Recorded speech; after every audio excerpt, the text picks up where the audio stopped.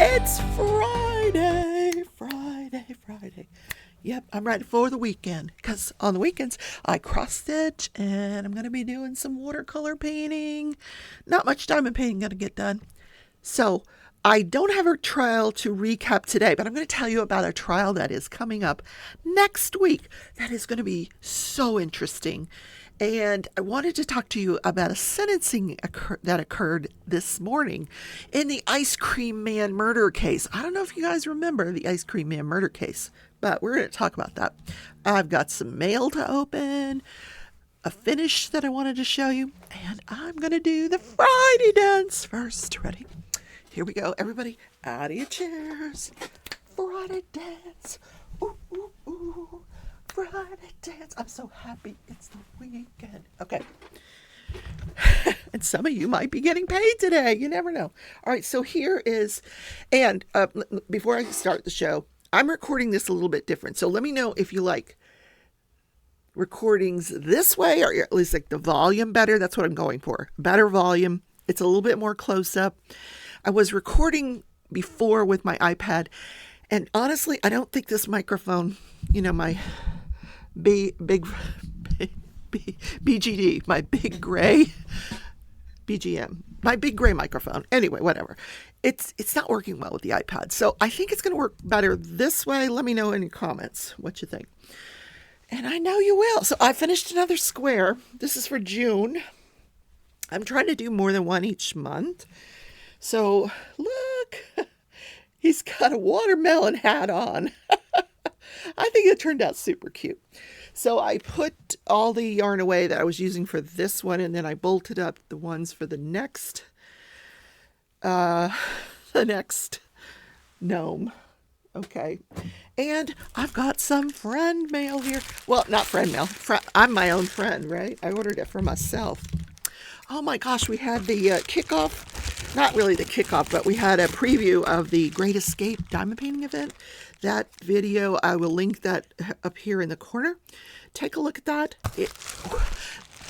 You're going to see the paintings that were designed by Rose Profit Creations specifically for this diamond painting event. And oh my God, they were gorgeous. So here's what I got. This is not Temu, this is Amazon. Because as you recall, I ordered some paintbrushes from Temu that were just awful. Oh my God, they were horrible. So, and I'm going to just toss them. But I did need new paintbrushes, and I wanted to get some that were sable. They're made out of sable. Look how beautiful the box is. Okay. Oh, look, it just slides. Oh my gosh. Now, these are really, really nice brushes. Oh my word. Look at them. Oh, 6 of them. Oh, I really like these. Really can't wait to paint with them. Nice. Okay, so we're going to keep those nice and neat in the box there. I did get a really nice holder with that Temu order. Maybe I'll just use that as to hold my brushes. But this is I'm excited to try that. Oh, guys, Sunday, maybe during Sunday's live, I will try those paintbrushes. Okay, we can get rid of that. Okay, so I've shown you all right. So the diamond painting is back on the table today. I'm actually working on the little girl's face. I redid the eyes because I didn't like the color of the eyes, so I redid them in blue. I don't even know where to look on this camera here. Like, where's the camera? Okay, right there. Okay, so I know it's weird. So the first thing we're going to talk about is the sentencing this morning. This was the sentencing of, oh my God, what the heck is his name? Michael Keatley. Now, I don't know if you guys remember this case. I'll just quickly recap the case for you. This is the case where the guy back in it was 12 years ago. Yeah, so 12 years ago, this guy, he gets robbed. He's an ice cream man in Florida in a little area out in the Hillsborough County, which is where Tampa, St. Petersburg, that area is. Well, St. Petersburg is Pinellas County. Hillsborough is Tampa. Okay, so anyway, they tried the case. They get a new trial on appeal. He's convicted. That's the conviction's thrown out. He gets a new trial on appeal. So the case is tried again recently. But what happens to this man is he's driving his ice cream truck, just doing his thing, and he's off work and he's headed home with his ice cream truck, and this woman flags him down, and he's thinking, oh, she wants some ice cream.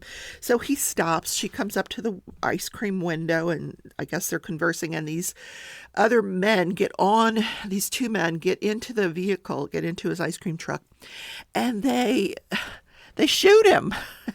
And he was really severely injured. He really was. But the police, they never find anybody. They never found who did it. They fled. They don't know who did it. Now, initially he said it was a black man that did, the black man shot me. No. Then he changed his mind. No, maybe they were Hispanic. So then he gets creep or creeper. Now that may trigger your memory of this case. So he gets that in his head that it's this guy, and he's trying to recover, and he goes back to, one of his hobbies is shooting guns in his parents' acreage, and he invites people over. So there was a lot of trial testimony about his ability to shoot a weapon, given the nature of his injuries. He had a very severe hand and arm injury, and but the testimony is that he did know how to shoot. He could shoot a gun with that injured hand. So what happens in the trial is, or in the case that he's on trial for murder for, is that these Hispanic men they get together after midnight, day before Thanksgiving, and they're partying. Half of them are related to each other, and they're drinking beer and smoking pot and doing cocaine or whatever. They were doing drugs. When all of a sudden this van pulls up. It wasn't the ice cream van, it was a different van. It pulls up. The guy gets out of the van, and he's got a police shirt on. Some people said it said sheriff, some people said it said police, and there's some debate about that. But in any case, he walks towards them with a shotgun, orders them all down on the ground, and he starts shooting them. And he killed 2 of the men and severely wounded several others. The 2 men that died were Juan and Sergio Gitron. So the case proceeds to trial. They figure out that it's Michael Keatley. And I don't want to go through the entire trial with you, but they figure out Michael Keatley is the person that walked up to these men that night and shot them. And that's what the jury believed. They came back with guilty on all 6 counts, which were multiple counts of, murder, not conspiracy. All the cases have to do with conspiracy now. Murder, attempted murder. So when they got together this morning, there was first a motion for new trial, and then a motion for renewed judgment of acquittal.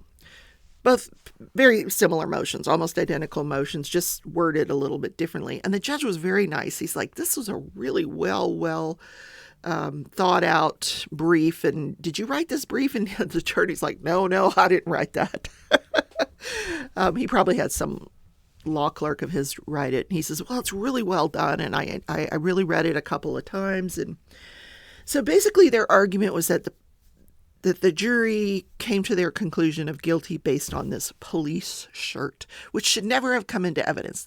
What they brought into evidence is that 1 month prior to these murders, on Halloween, Michael Keatley went to this Halloween party dressed as a police officer. He had on this police shirt, pretty much similar to the way it was described by witnesses. Now, there were some variations, maybe what the coloring was yellow, maybe the coloring was, silver, who knows of the lettering. But the defense's argument was that they should never have seen this shirt on the defendant at this Halloween party, that it misled the jury. The other argument that they had that was misleading to the jury is during the prosecution's opening statement, they mentioned the number of searches that they were going to introduce that he had done on his computer. And one was like 11,000, 11,000 hits on this and 10,000 hits on that. And when the computer analyst got on the stand and was cross-examined, she had to admit that out of that number, there were only a few that were actual searches. Like some, there were 0 searches out of the number, and some were only 1 or 2 or 3, not 10,000 or 11,000 or whatever it was. So the judge pointed out rightly that, opening statements are not evidence. Is it right to mislead a jury? No, it's not. And the prosecution said, you're absolutely right. We did say that during openings. We were wrong. We tried to correct it during our closing arguments, what the actual search numbers were. But in any case, both motions were denied and sentencing proceeded. So at this point now, the victims get to come up and speak. And there were several victims that were present that night that had suffered injuries but had recovered, and they spoke. And one said, I can't forgive you, Mr. Keatley. One said, I do forgive you, Mr. Keatley, because I think it was just the devil within you. And maybe you'll be forgiven someday. Then mom actually spoke first, the mother of Juana and Sergio. And she said, you've destroyed my life. Why did you do this? And it was all in Spanish through a Spanish interpreter. I was going to show you the footage, but because it was through this interpreter, it was a little disjointed, and she started crying, and then she couldn't speak anymore in any case. So very heartfelt on the part of this mom. And then the defense attorney stood up when it was the defense's time to talk. And one of the things he said that I thought, is that poor Michael Keatley is sitting in solitary confinement because he's been attacked multiple times at the jail. He's still sitting in jail. He has been in jail for 12 years. He had a bond that he could not afford, so he's been in jail for 12 years pending this sentencing, this new trial and the sentencing. And was it going to be the death penalty? Was it going to be life in prison? I mean, they went back and forth about that for years. And finally, the death penalty was taken off the table so they could proceed with trial. Up until this morning, this was the oldest case on the Hillsborough County docket. The oldest. So it's over and done with now. But I suspected that he probably had been attacked or would be attacked when he gets to prison. Because these Hispanic men were people said all along they were probably connected with gangs. And, even if he had been found not guilty, I think he was going to pay one way or the other. That's just my opinion. And he's probably paying in prison, which is why they have him in solitary confinement in the jail. But I don't know what's going to happen to him when he goes into the prison system. Are they going to go after him there too? I suspect they will. Very unfortunate. So he does have the same lawyer. He has some very, very good lawyers. One of his lawyers is the same lawyer that got the popcorn man off. He got him acquitted. I don't know if you remember the old man who threw his popcorn and ended up shooting the guy that was sitting in front of him because he was talking during the credits or during the, what do they call it? The previews, which my brother said was probably justified because you don't talk during the previews. Okay. So in any case, he was sentenced to 6 concurrent life sentences. And the judge said that in Florida, life means life. You don't have to say without the possibility of parole. Life means life. It doesn't mean 25 years. It means you will serve the rest of your natural life in prison. And that was his sentence. And it's all concurrent. So, which it doesn't really matter. 6 life sentences. You're only going to live one life. Okay. So that was the sentencing of Michael Keatley. Then the trial that's going on next week. So interesting. First, I got to find it. I gotta find it. It's like the last page of my notes. This is a trial of Scott Peterson. And not the Scott Peterson that's been in the, been so heavily covered because he murdered his wife. This is the Scott Peterson that was a school resource officer at Marjory Stoneman Douglas High School in 2018 when Nicholas Cruz walked into the Marjory Stoneman Douglas High School in Parkland. He was a former student. He walked in to the freshman building and he proceeded to murder 17 students and severely wound 17 other students. Well, this school resource officer, they have him on surveillance video running, fleeing, and hiding from this event. So he is actually facing seven charges. One of them is perjury. I don't know how he perjured himself. I'm sure we'll find out. But 7 counts of child neglect. Now, one of the pretrial motions that the defense made on behalf of Scott Peterson was that the statute for child neglect says that the person has to be a caregiver that neglected the child.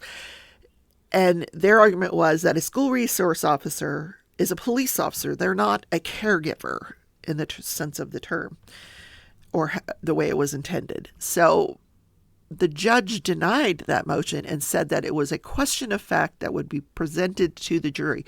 There will be a special jury instruction that goes, or a special verdict form that goes to the jury, or a jury instruction where they have to decide whether he meets that definition of a caregiver. And if they say, yes, he does, then he could get convicted. 7 counts of child neglect. I don't know why only 7. I'm not sure how they came up with that number because, like I said, there were 34 children involved in this case. 3 counts of culpable negligence. And, of course, I talked about the perjury already.